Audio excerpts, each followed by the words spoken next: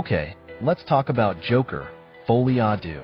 First off, I need to just get this out of my system. What a letdown.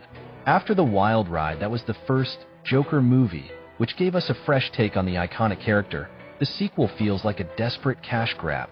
You can practically hear the cash registers ringing in the background while the filmmakers try to convince us that this is art. Spoiler alert, it's not. So, remember when the first Joker movie came out? It was groundbreaking, dark, and hauntingly beautiful. Joaquin Phoenix's performance was nothing short of phenomenal. The way it explored mental illness, societal rejection, and the descent into madness was deep and layered. It struck a chord with so many people and, honestly, raised the bar for comic book movies. Fast forward to Folie, and all that artistic integrity feels like it went out the window.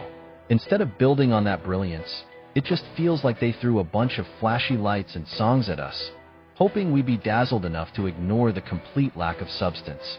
Let's dive into this story, or whatever you want to call it. The plot feels like a half-baked idea scribbled down on a napkin at a diner after too many late-night brainstorming sessions. They try to play with the idea of Joker and Harley Quinn, which, on paper, sounds like a wild ride. But in execution, yikes. Instead of a well-thought-out exploration of their relationship, we get a series of random musical numbers and awkward moments that just feel like filler. Seriously, I don't remember asking for a musical version of the Joker's madness. It's like someone thought, hey, let's make this a quirky romantic comedy. Spoiler alert, it doesn't work. And can we talk about the music? I mean, I'm all for a good soundtrack, but this one feels like they just tossed in popular songs hoping to cash in on nostalgia. Instead of enhancing the story, it just distracts from it. It's like they thought, let's make the Joker sing. People love musicals, right? But no one asked for this. It's a total tonal mismatch, and it pulls you right out of the dark, gritty atmosphere that made the first film so compelling.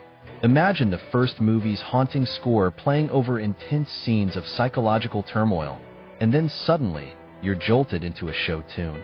It's jarring. Instead of feeling invested in the character's struggles, you're just wondering why they're suddenly belting out show-stopping numbers. The emotional weight is replaced with a lightheartedness that doesn't suit the material at all. It's like trying to make a tragedy into a sitcom. Some things just don't mix. Now let's get to the characters. Arthur Fleck was a beautifully complex character, and his transformation into the Joker was a journey filled with pain and anguish. In Folie, however, it feels like they forgot that character development was a thing. Harley Quinn, portrayed by an actress, just feels flat. Instead of being a partner in chaos, she's relegated to a sidekick who's just there for the ride. The chemistry between her and Joker is non-existent, making their relationship feel more like a checklist item than an emotional arc. When you think of the Joker and Harley Quinn, you think of a dynamic duo that embodies chaos and complexity. Yet here, their relationship lacks the fire and depth that should characterize it. It's as if they stripped away all the layers that made them interesting. Where's the tension? Where's the push and pull? Instead, you get a surface-level portrayal that leaves you feeling, well, nothing. It's frustrating because there was so much potential for a deeper exploration of their twisted love story, but instead, we get a cardboard cutout of what could have been. Don't get me wrong, the cinematography is still on point. The visuals are stunning, and you can tell that the filmmakers threw a lot of money at this. But it feels like a classic case of style over substance. You can have all the beautiful shots you want, but if there's no story to back it up, it's just a pretty package with nothing inside. It's like buying an expensive gift and finding a box of rocks when you open it. Nice packaging, but what's the point? The cinematography tries hard to evoke emotion, with sweeping shots and vibrant colors, but it often feels like it's compensating for the weak writing. The lighting and framing can't make up for a hollow script, and eventually, the beautiful visuals become wallpaper for a soulless story.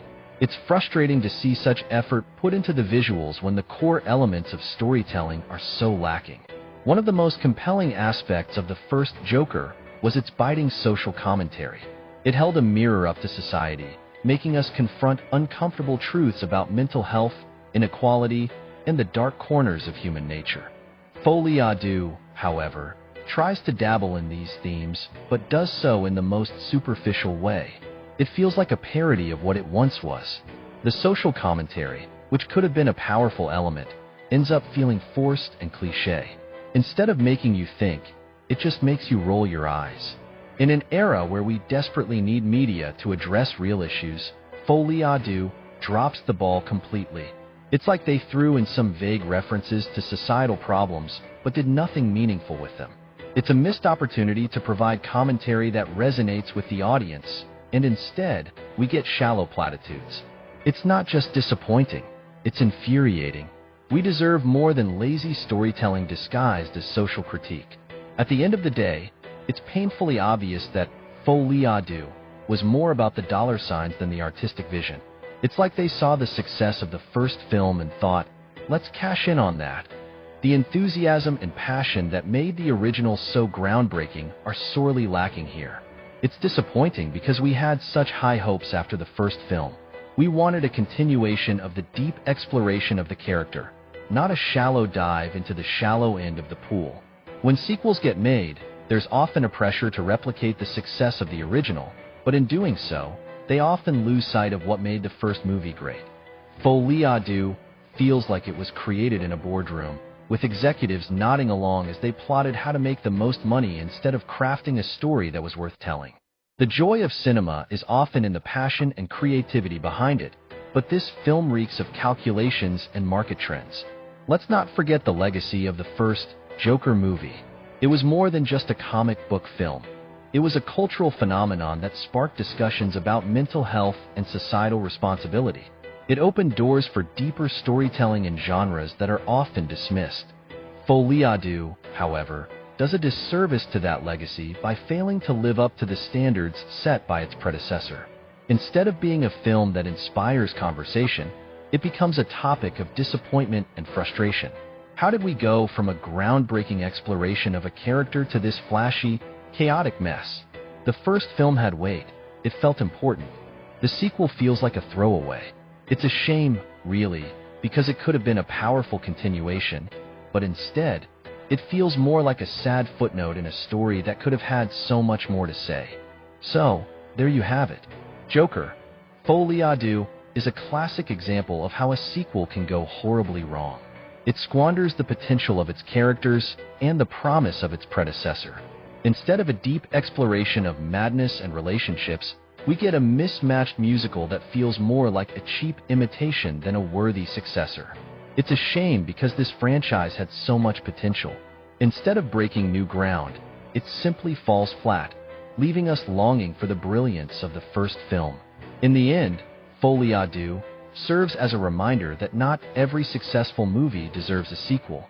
Sometimes, it's best to leave a masterpiece alone rather than tarnish its legacy with a cash grab. The Joker's story deserves better, and so do we as an audience. We wanted more depth, more character, and more of the artistry that made us fall in love with the first film. But instead, we got a hollow sequel that leaves us frustrated and yearning for what could have been. So, here's hoping that next time, filmmakers remember that sometimes, the most powerful stories are the ones left untold.